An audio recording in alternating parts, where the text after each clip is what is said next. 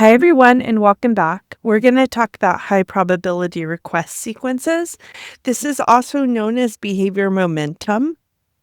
This is one of my favorite antecedent techniques to utilize. We utilize it for escape behavior, and it's sort of this, I feel like it's almost magic, this magic little technique that you can really modify the environment in a way which will build a lot of compliance and following directions. So what is a high probability request sequence? It increases compliance. We start by presenting really easy, likely to be followed instructions before a low probability request.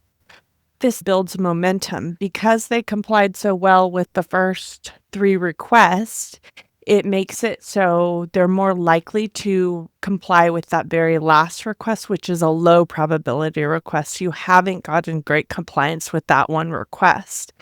The repeated reinforcement of being correct with the first responses motivates them and creates behavior momentum. So we get compliance at the end. This will lessen all your escape maintain behaviors, and it will also lessen your compliance issues, and it helps people engage in more difficult requests. It's really similar to rolling a ball down a hill. So the ball starts rolling and it picks up speed as it continues to roll. If you think of compliance as that ball, if you give it a little push with these high probability requests, once we get very close to the bottom, you'll get to a tiny little hill, which is your low probability request, the request they don't want to do. If you start at the top of a big hill and you start rolling it down, it's going to go over that little bump. That's how I visualize high probability request sequence. So there's some definitions here that we have to make sure you understand before we can fully get into how this works. The first is high probability request is a request that we've had really great compliance with, like a learner often complies with it. Everybody has these. They're just things that we're fine doing. It's so easy, we'll do it, or like there's something motivating about it, so we'll do it. A low probability request is a request that somebody will resist. They don't typically do it.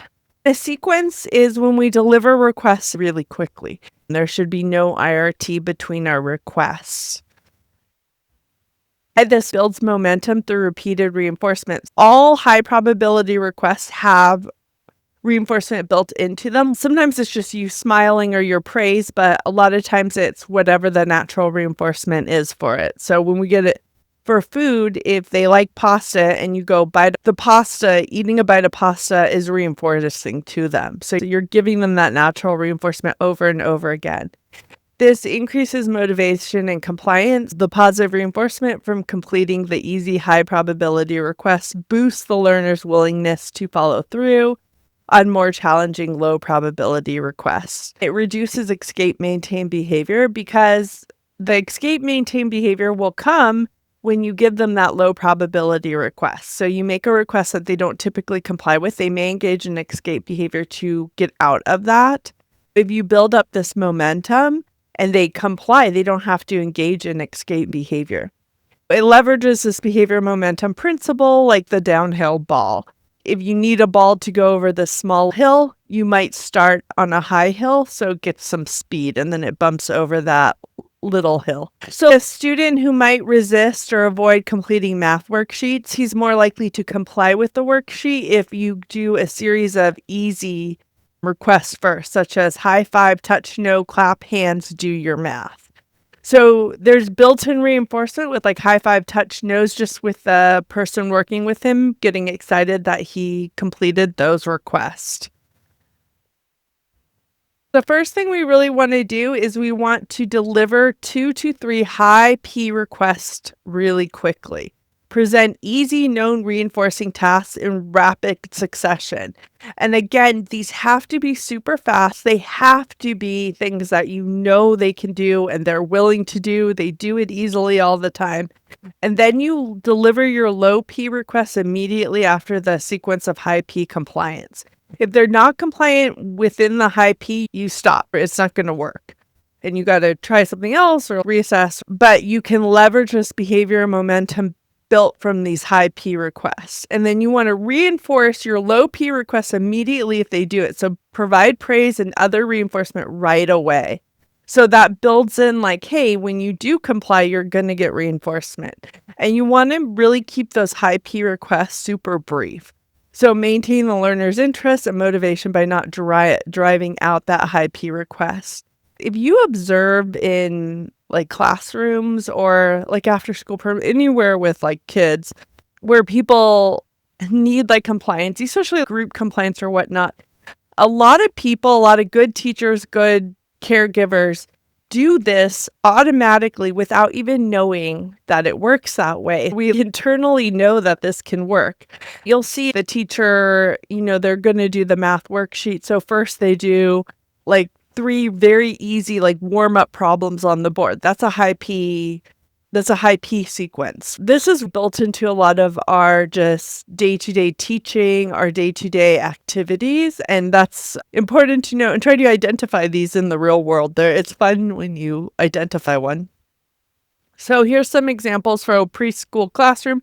Touch nose, clap hands, give me a high five, clean up toys. And you just do it really quick.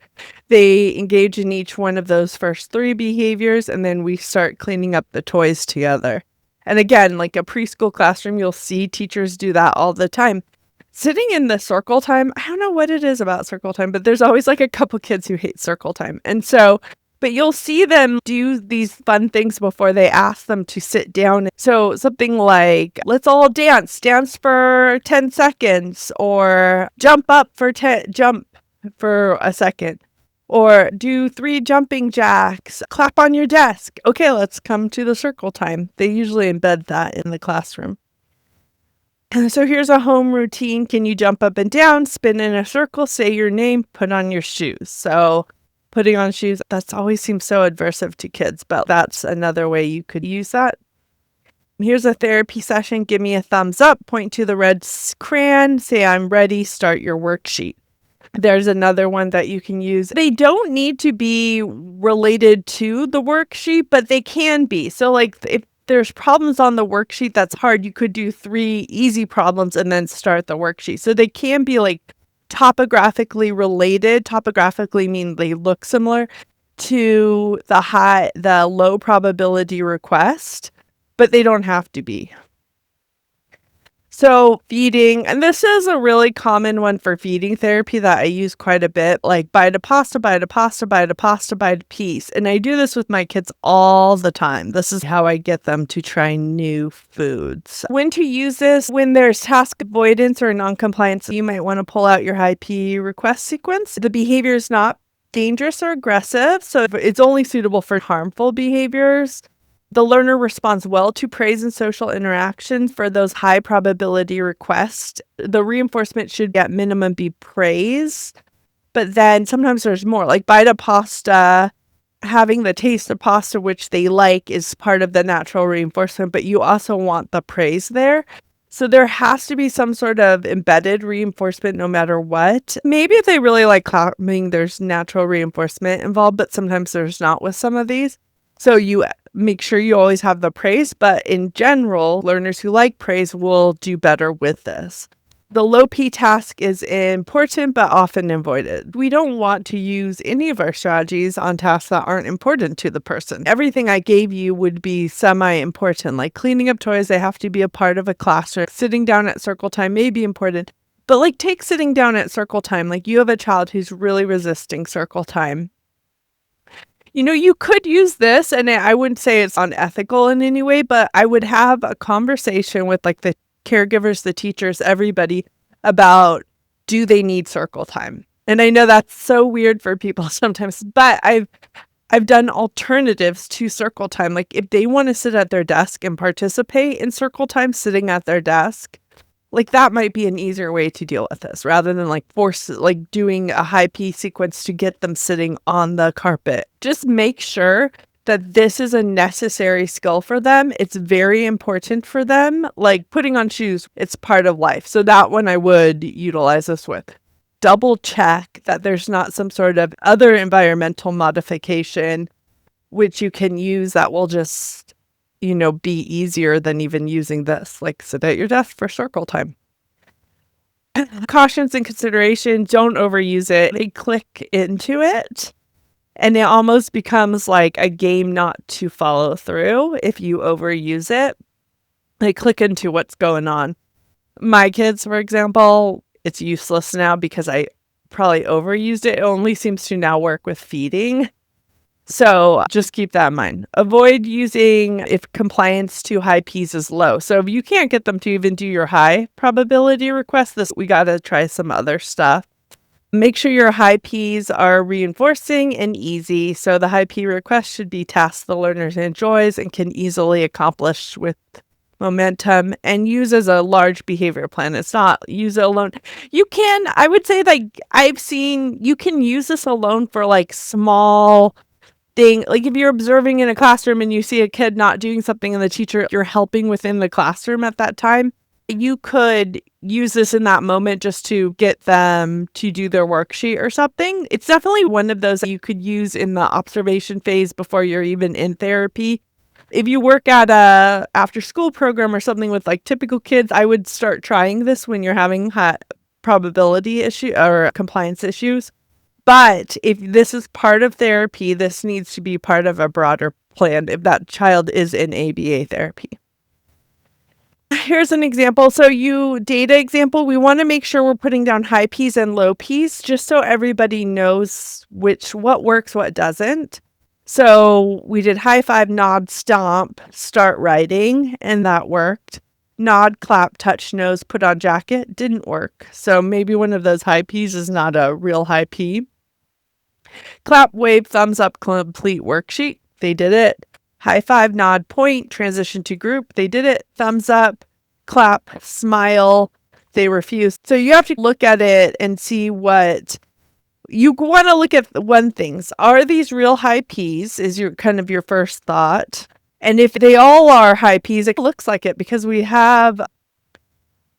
they're using pretty similar things. Then maybe these low peak tasks are too low probability for this intervention and you need something else. So maybe the ones that work, those low P tasks we can use this with, but like the put on jacket and start reading, they're just too low P. They really, really don't want to do those two. So we got to utilize something else to get them compliant there. This increases compliance, presents easy, likely to be followed instructions before that low probability request. It builds momentum. Repeated reinforcement of high P requests builds behavioral momentum, like rolling a ball down a hill. This will reduce our avoidance. Leveraging high probability requests reduces escape, maintain behavior, and task avoidance. Always reinforce immediately both your high P requests and your low P requests, but really your low P requests. This would be faded. After a while, if we got compliance with those low P requests, we would remove the high P requests and they would just be compliant with the low P request. And that would be how we'd fade it. Sometimes we might fade it by just removing one and going down and down until there's none. Thank you. I'll see you next video.